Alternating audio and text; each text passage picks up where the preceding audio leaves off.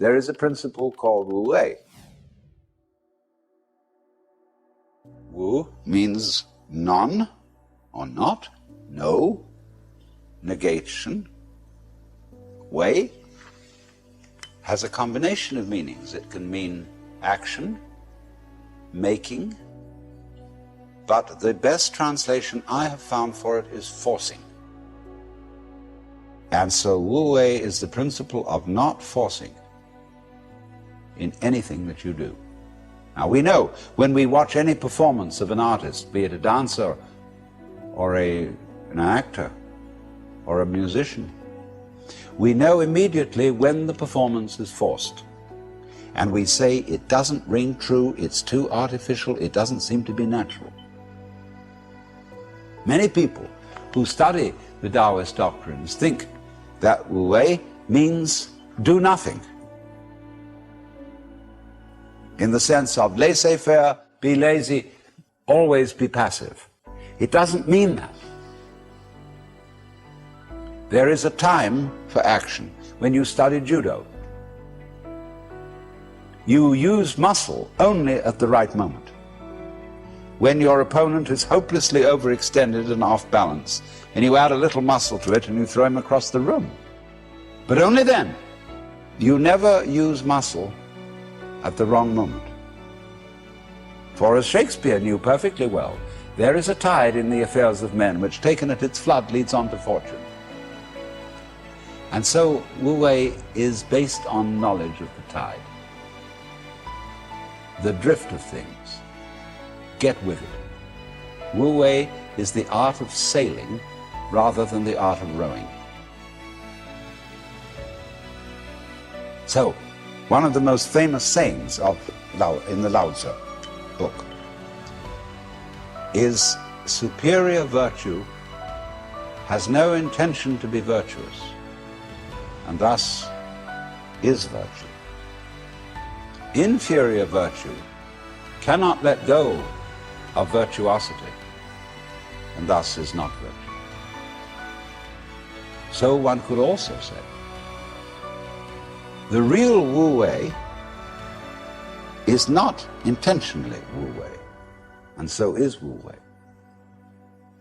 But inferior Wu Wei so tries to be Wu Wei that it isn't.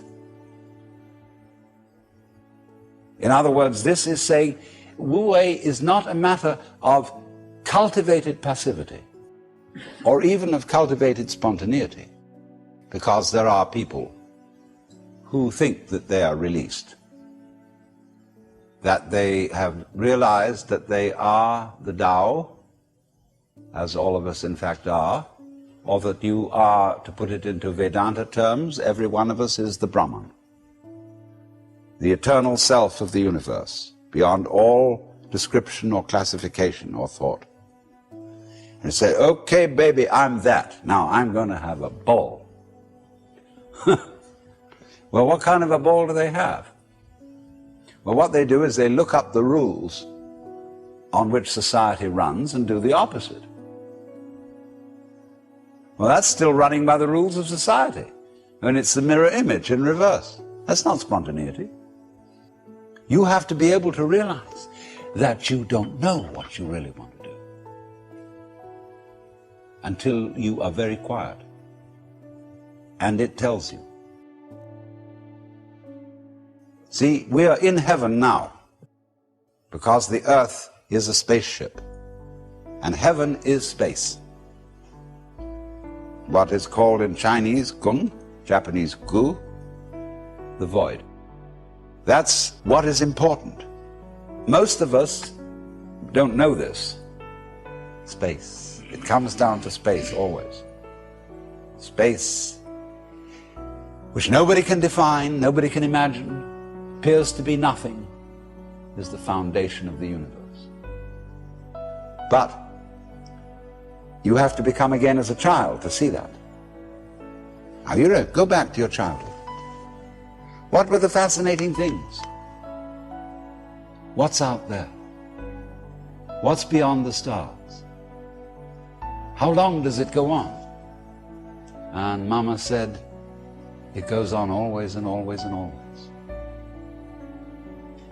The child wonders. He's excited.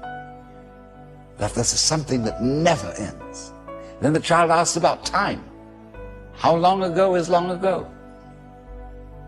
Well, the Bible says that in the beginning God created the heaven and the earth. Well, what did God do before he did that? Well, as one person said, he sat up thinking punishments in hell for people who ask silly questions. But still, that is only a joke. And the child thinks of God going back and back and back forever, with never beginning. So in the same way you think about death.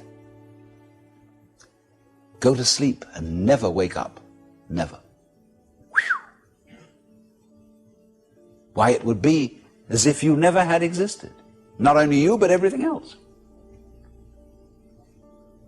Which is, of course, the way things were before you were born.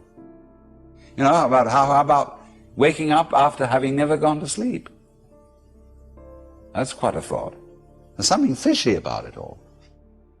So we get a funny feeling when we think those questions really through. Very funny feeling. And children, you see, love to get into that funny feeling. Children do all kinds of weird things. They like to spin around as fast as possible, so they watch suddenly the whole ground goes tilting. They do this thing with their eyes, and they go...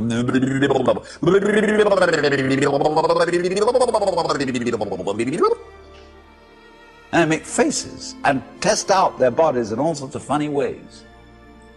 Because they know from the beginning that the world is weird. This strange thing. Because everybody knows what it's all about.